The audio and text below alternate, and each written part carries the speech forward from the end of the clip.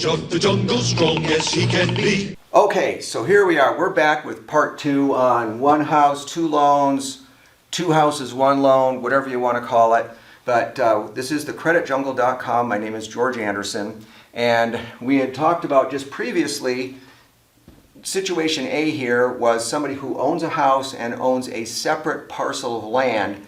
And there's 2 different tax ID numbers, 2 different legal descriptions, 2 different tax ID numbers, okay? There's a couple of different ways to put that one together, but how about this situation here where the thick line here, okay, is the actual current boundary, okay? But there's enough acreage with this. You're buying a house that, let's just say, is on 1 acre of land here, and the zoning will allow half-acre lots, and maybe there's enough room here that maybe this is on the street front, you can divide it in back, or this is the street, and you can make what is called a flag lot. Why do they call it a flag lot? Because if you made access to come off of the street here, you can then come in and get to this lot through here, and this is kind of a flag laying down. This is a different situation because obviously this is an easy one to purchase with it because you're buying it with the hope that you can break off this lot off of the back end there. So this one, getting the financing is not a big deal, and we're not going to spend a lot of time on this one. You need to do your due diligence with the city or whoever the governing authority is. You need to make sure that you have the right amount of acreage, that you have the right amount of setbacks, that the zoning is correct and everything else. You got to figure out what it's going to take to get, your water, your sewer. Electric is always very easy, and get that back there. But let's just assume that all of that stuff works out, and then you decide to do this, okay?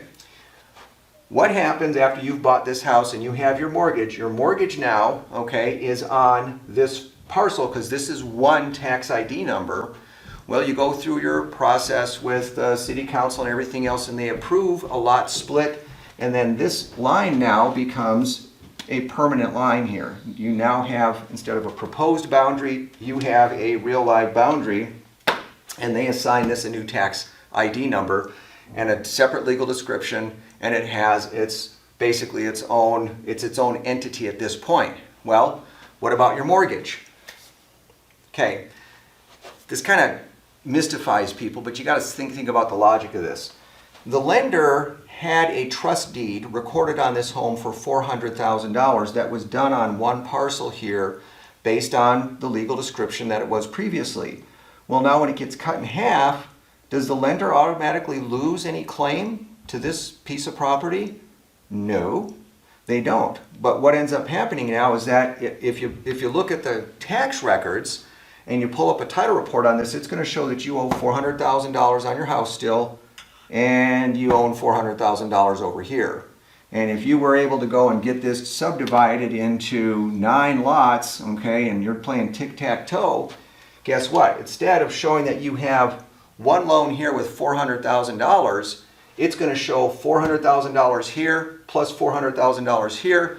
It's going to look like you owe $4 million, 10 times 400 on there, okay? Well, what do you have to do to fix that? So there is a term in the mortgage business, title business, if you will, that is called a reconveyance, or in this case, a partial reconveyance, where you would go to the lender and say, hey, I've got a good payment history with you, which is the most important thing if you're going to request this. Okay, if you've been late on your payments, if you took COVID relief and you have mortgage arrears and you filed a Chapter 13, okay, don't waste the lender's time. They're not going to give you a partial reconveyance. But assuming you've made your mortgage payment on time and there's been some equity that has accrued in there and you've got all this stuff on here, they're going to look at it.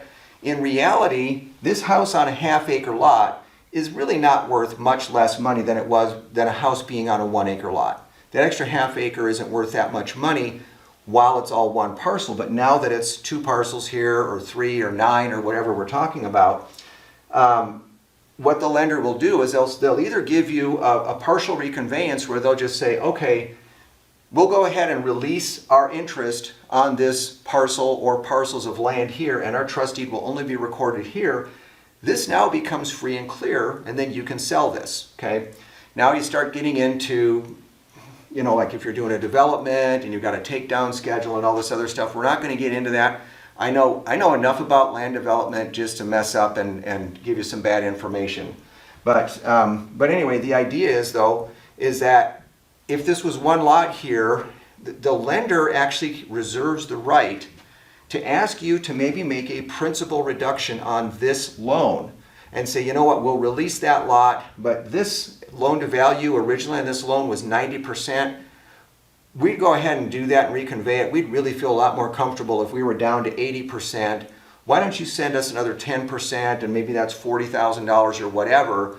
We'll do a principal reduction on this loan so that we know that we've got our equity protected here, and then we will fully reconvey the trustee that's recorded on this one. So there you have it. That's how it gets fixed. And again, this situation, a little bit more tricky. This situation, piece of cake to come into the financing, a little bit tricky to unwind some of the financing depending on your loan to values and what you have actually created back here. So hopefully that's good information for you. Remember, you can push button, get Mortgage Professional, and I'd love to talk with you about your situation because there's so many things out there and I haven't seen it all, but I've seen more than most.